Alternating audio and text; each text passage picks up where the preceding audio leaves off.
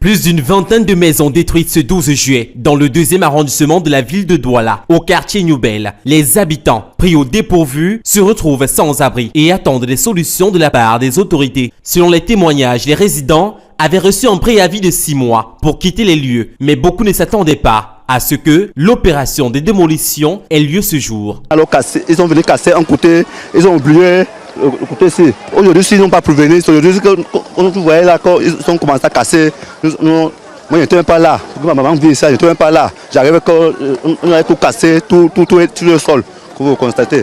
C'est le côté ici qu'on avait cassé l'année passée, quand vous voyez le côté ici. C'est l'année passée qu'on avait cassé, le côté ici alors, c'est aujourd'hui, c'est comme vous le constatez.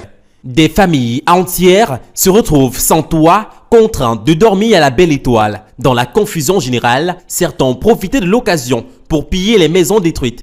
Les enfants particulièrement vulnérables dans ce chaos errent sur le site de démolition, exposés aux dangers et aux accidents. Depuis 6 en fait on dit c'est depuis 6 heures qu'on a fait ça. C'est depuis 6 heures qu'on ne fait que casser les trucs. Parce qu'ils ont dit qu'ils ne vont pas arriver de notre côté. C'est à partir de 13 heures que... Donc, on ne connaissait même pas qu'on devait aussi casser pour nous. On aidait aussi d'autres gens, alors que nous-mêmes on était aussi en danger.